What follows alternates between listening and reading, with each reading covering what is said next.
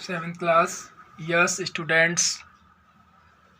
The Chola kingdom में Chola administration पढ़ रहे थे, जिसमें हम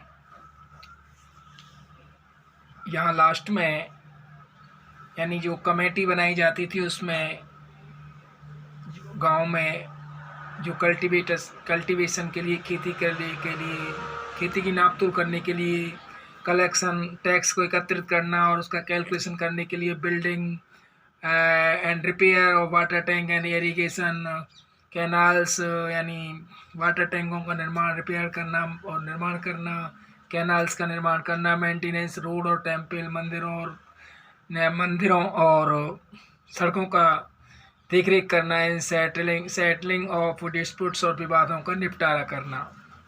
अब पढ़ेंगे हम रिच पेजेंट्स ऑफ द बेला caste exercise great power and control over the village administration under the Chola government, यानी चोल शासन के अंतर्गत जो संपन्न किसान थे बेला जाति के, वो ग्रेट पावर थी उनके पास और control over the village administration, और गांव का प्रशासन उनके नियंत्रण में था।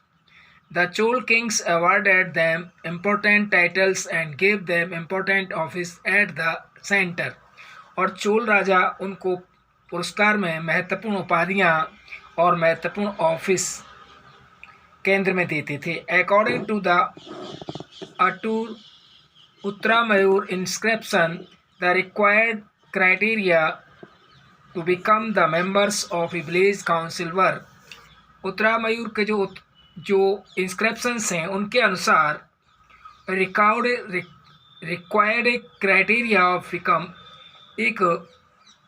Become member of village council, जो गांव की जो परिषद थी उसके सदस्यों रिक्वायर्ड आवश्यकता होती थी कि वो ही क्राइटेरिया अपनाते थे, गांव के सदस्यों से परिषद बनती थी। एंड द रिक्वायर्ड आवश्यकता होती थी जो क्राइटेरिया बनाते थे become the members of village council, गांव के परिषद के सदस्य ही।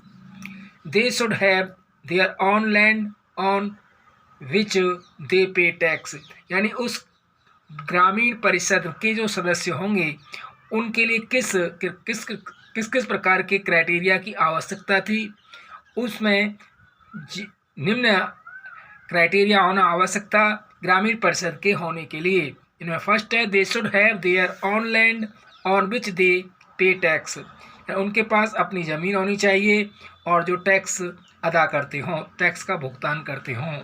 They should have their on houses, और उनका अपना घर होना चाहिए। विलेज परिषद के लिए, विलेज काउंसिल के लिए घर होना चाहिए, अपनी ज़मीन होनी चाहिए, उस पर वो टैक्स अदा करते हों। और दे should be well versed in the Vedas, और वे वेदों के जानने वाले होने चाहिए। दे should be between 35 to 70 years ago, और वे 35 से 70 वर्ष के बीच के पीरियड के हों।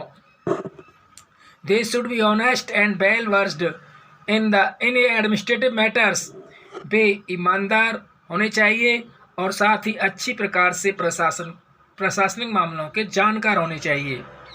Those who have been in a committee for the past 3 years could not become members, और those who have been committee, वो कमेटी में हो सकते हैं होंगे फॉर द पास्ट 3 years, यानी पिछले 3 वर्षों से कुड नॉट बिकम मेंबर्स, अब वो काउंसिल के परिषद नहीं बनेंगे। Those who have not submitted their और their relatives accounts could not become members, those who have not submit, उन्हें प्रस्तुत नहीं किया जाएगा अपने और अपने रिश्तेदारों को, कुड नॉट बिकम मेंबर्स, जो उसके सदस्य नहीं होने चाहिए। ग्रांट्स एंड पेमेंट्स, अनुदान और भुगतान। The Chola rulers granted land to royal officers, Brahmans, temples and other religious institutions, Chola शासक अनुदान देते थे जमीन का शाही अधिकारियों के लिए, ब्राह्मणों के लिए और मंदिरों के लिए तथा अन्य धार्मिक संस्थाओं के लिए। Brahmans were given grants of land which were referred to as brahmadeya, ब्राह्मणों को जमीन दान में दी जाती थी, उसका उल्लेख ब्रह्मदेव में मिलता है। तीज वर रेंट फ्री लैंड, और उनकी ज़मीन रेंट फ्री होती थी, किराए से मुक्त होती थी। These brahmadeya lands were looked after by a sabha, और वो ज़मीन एक सभा के द्वारा देखी जाती थी। The temples are said to have been the largest land holders during the Chola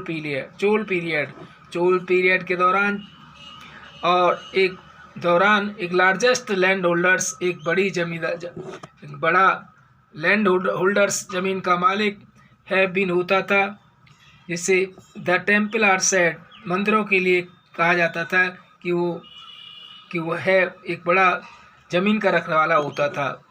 often entire village were gifted to temples, और प्राय पूरा गांव मंदिर के लिए गिफ्ट देता था। These were refer to as a devadana, और इसका उल्लेख देववंदना में मिलता है। Land donated to Jain institutions were referred to as pallichchhandam, और लैंड डोनेट दान में की जाती थी जैन संस्थाओं के लिए, इसका उल्लेख पुलिस चंदनम में मिलता है। पुली चंदनम में मिलता है। और वलिन बैगी was the land given to non Brahmana individuals such as the member of बेला कास्ट, और जो बेला कास्ट के जो सदस्य होते थे, उन्हें जो व्यक्तिगत रूप से ब्राह्मण होते थे, नॉन ब्राह्मण होते थे, उनको भी ज़मीन दी जाती थी। वेलांगनी वाज दी लैंड। और 16 भोग was the land given for maintenance of स्कूलों के रखरखाव के लिए 16 साहलाबाग भोगा के लिए ज़मीन दी जाती थी।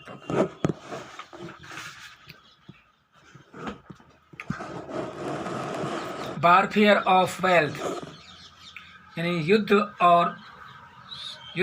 युद्ध के लिए संपदा। Ruling dynasty through waged in a specific region else to try to control other areas. Ruling dynasty, जो शासन करने वाला वंश होता था, यद्यपि वेज्ड इन ए स्पेसिफिक रीजन, वह एक विशेष रीजन उसका आधार होता था। Else to try to control other area, और वह दूसरे एरिया पर कंट्रोल करने के लिए कोशिश करता था। The city of Kannauj in the Ganga valley is a prized area to get control over which rulers belonging to the Gurjara, Pratihara, Rashtrakuta and Pala dynasties fought for centuries. The city of Kannauj city, शहर कन्नौज गंगा घाटी में एक पुरस्कृत क्षेत्र था, पुरस्कार में मिला हुआ क्षेत्र था। टू गेट कंट्रोल, उस पर नियंत्रण प्राप्त किया। विच रूलर्स बिलोंग टू, जिस पर जिन शासकों से संबंधित था, जैसे गुर्जर, प्रतिहार, राष्ट्रकूट और पाल डायनेस्टी, इन वंशों के राजाओं से शताब्दियों तक लड़ करके इन क्षेत्रों को प्राप्त किया। Since there were 3 parties involved in this long drawn conflict, और इस प्रकार इसमें 3 पक्ष सम्मिलित थे जिनमें लंबे समय तक विवाद रहा। हिस्ट्रियंस डिस्क्राइब इट इज ट्रिपार्टी स्ट्रगल, इतिहासकारों ने इसका उल्लेख त्रिपक्षीय संघर्ष के रूप में किया है। Rulers also try to demonstrate their power and resources by building large temples, और शासक उस समय की कोशिश करते थे अपनी शक्ति और संसाधनों का प्रदर्शन करने के लिए बिल्डिंग लार्ज मंदिर, बड़े मंदिर और बिल्डिंग बना करके अपनी संसाधनों और शक्ति का प्रदर्शन करते थे। Hence when they attack one another kingdoms they often choose to target temples, यद्यपि जब वे अटैक भी करते थे दूसरे राज्यों पर और प्राय चूज करते थे अपना उद्देश्य लक्ष्य कर रखते थे मंदिरों को। विच वर समटाइम्स एक्सट्रीमली रिच, उस समय मंदिरों के पास अत्यधिक धन होता था, रिच होते थे, मंदिर बहुत संपन्न होते थे। One such ruler as Sultan Muhammad of Ghazni, Afghanistan, who ruled from 997 to 930 and extend control over parts of Central Asia, Iran, and the northwestern part of the subcontinent. One such ruler, इसी प्रकार का एक राज शासक था सुल्तान Mohammad of Ghazni, Afghanistan का, जो शासन करता, उसने शासन किया 997 से 1030 तक। उसने एक्सटेंड कंट्रोल ओवर पार्ट्स, उसने अपने राज्य का विस्तार किया सेंट्रल एशिया, मध्य एशिया, ईरान और नॉर्थन उत्तरी पश्चिमी उपमहाद्वीप के उत्तरी पश्चिमी भागों पर। ही raided the subcontinent almost every year, his targets being wealthy temples. वह आक्रमण करता था उपमहाद्वीप में ऑलमोस्ट एवरी ईयर, प्रतिवर्ष। हिज टारगेट बीइंग, उसका टारगेट होता था वेल्दी टेम्पल्स, संपन्न मंदिर होते थे उसके target, including that of Somnath Gujarat, जैसे गुजरात का सोमनाथ मंदिर भी उनमें शामिल था। The wealth Muhammad carried away was used to creating a splendid capital city of Ghazni, और बैल संपदा को मोहम्मद ले जाता था used to creating splendid capital city of Ghazni, Ghazni को एक शानदार राजधानी बनाने के लिए वह यहाँ से संपदा को ले जाता था। सुल्तान Muhammad wanted to find out more about the people he conquered and entrusted a scholar named Al-Warni to write an account of the subcontinent in his Arabic work known as the Kitab-ul-Hind after consulting Sanskrit scholars. Sultan Muhammad wanted to find out more about the people, और सुल्तान मोहम्मद चाहता था find out more about, अधिक लोगों का पता लगाना, ही conquered, और उनको जीतना, and interested a scholar name Alberuni, और उन्हें इंटरेस्टेड सुपुर्द करना अलवर्नी नामक के विद्वान के लिए, टू राइट, वह अपनी फाइंड आउट मोर अबाउट, और वो अधिक लोगों को जीतना चाहता था और जीत करके सुपर्द करता था स्कॉलर नेम अलवर्नी, और जीतने के बाद अलवर्नी को अपनी विजयों के बारे में, उपमहाद्वीप की विजयों के बारे में अरबिक वर्क करने को कहता था, नॉन एज द किताब उल हिंद आफ्टर कंसल्टिंग संस्कृत विद्वानों से विचार विमर्श करने के बाद वो किताब उल हिंद में काम करने के लिए अरबी भाषा में कहता था। Other kings who engaged in warfare include the Chahamanas, later known as the Chauhan, who ruled over the region around Delhi and Ajmer.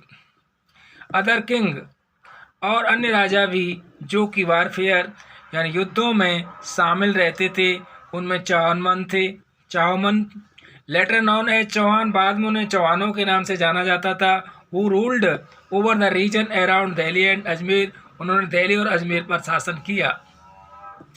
They attempt to expand their control to the west and the east, और उन्होंने प्रयास किए अपने विस्तार के लिए, अपना नियंत्रण स्थापित करने के लिए पश्चिम और पूर्व में अपना नियंत्रण स्थापित करने का और विस्तार के प्रयास किए। Where they were oppose by the Chalukyas of Gujarat and the Gahadavala of western Uttar Pradesh, जहां उन्हें विरोध सहना पड़ा गुजरात के चालुक्यों का और पश्चिमी उत्तर प्रदेश के गहडवालों का। The best known Chauhan ruler was Prithviraj third, सबसे श्रेष्ठ चौहान शासक पृथ्वीराज तृतीय था, जो 1168 से 1192 में रहा। Who defeated an Afghan ruler named Sultan Muhammad Ghori in 1191 but lost to him the very next year in 1192, और उसने पराजित किया। अफगान शासक सुल्तान मोहम्मद गौरी को 1191 में पराजित किया। पृथ्वीराज चौहान ने मोहम्मद गौरी को 1191 में अपना अफगान शासक को पराजित किया, लेकिन lost to him the very next year, और अगले वर्ष 1192 में वह उनसे पराजित हुआ।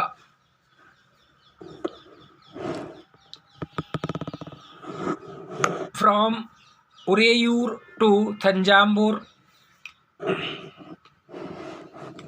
एंड उरेयूर से तंजावुर तक। How did the Cholas rise to a power, चोलों का शासन, चोलों की शक्ति का उदय कहाँ कैसे हुआ। A minor chiefly family known as the Muttaraiyar held power in the Kaveri delta, यानी कावेरी डेल्टा में मुत्तेरियर ए माइनर यानी एक अधिकार किया था, अधिकतर एक परिवार ने, जिसे जाना जाता था मुत्तेरियर हिल्ड पावर, और उसने अपनी शक्ति को कायम किया इन कावेरी डेल्टा में। They were subordinate to the Pallava kings of Kanchipuram, Kanchipur के राजा पल्लवों के वो सहायक थे। Vijayalaya who belong to the ancient chiefly family of the Cholas from Uraiyur, Vijayalaya जो कि संबंध रखता था प्राचीन अधिकतर इस परिवार से, चोल्स परिवार से, फ्रॉम उरेयूर से captured the delta from the Muttaraiyar in the middle of the 9th century, यानी 9वीं सदी के मध्य में मुत्तेरियर को से चोल फ्रॉम उरेयूर ने Vijayalaya who belong to the ancient chiefly family of the Chola, यानी चोलों की जो अधिकतर जो परिवार थे प्राचीन, वो बिलोंग करते थे विजयालय से, और उरेयूर कैप्चर्ड, उरेयूर को कैप्चर किया, कब्जे में लिया, from the Muttaraiyar in the middle of the 9th century, और 9th सेंचुरी के मध्य में मुत्तेरियर को। He built the town of Thanjavur and the temple for goddess Nishumbhasudini there, और वहाँ उन्होंने उस कस्बे में तंजावुर नामक कस्बा बनाया, और वहाँ निशुम्भसूदिनी देवी का मंदिर बनवाया। The successors of Vijayalaya conquered neighboring region and the kingdom grow its size and power, Vijayalaya के उत्तराधिकारियों ने पड़ोसी राज्यों को जीता और अपने साइज, आकार और शक्ति को बढ़ाया। The Pandya and the Pallava territories to the south and north were made part of the kingdom, और पांडे और पल्लव राज्यों के दक्षिण और उत्तर में जो क्षेत्र थे उन्हें अपने राज्य का भाग बनाया। Raja first considered the most powerful Chola ruler, Raja first को चोल शासकों का सबसे ताकतवर शासक माना जाता है। Become king in 985 and expand control over most of this area, और 985 में वो राजा बना और उसने इस कंट्रोल किया इस क्षेत्र पर और उसका विस्तार किया। He also recognized the administration of the empire, और वह रिकॉग्नाइज उसने अपने साम्राज्य के प्रशासन का पुनर्गठन किया। Raja son Rajendra first continue his policies and even raided the Ganga valley, Sri Lanka and countries of Southeast Asia, developing a navy for these expansion. राजा का बेटा राजेंद्र फर्स्ट ने कंटिन्यू हिज पॉलिसी, उसकी नीतियों को लागू रखा। इवन रेड, यहाँ तक कि उसने आक्रमण किया गंगा घाटी में, श्रीलंका में, और countries of south east Asia, दक्षिण पूर्वी एशिया के देशों में, and developing a navy for these expedition, इस विस्तार के लिए नेवी जल सेना का विकास करके साउथ ईस्ट एशिया में के देशों श्रीलंका, गंगा वैली इत्यादि में उसने आक्रमण भी किए। फिनिश नेक्स्ट कल।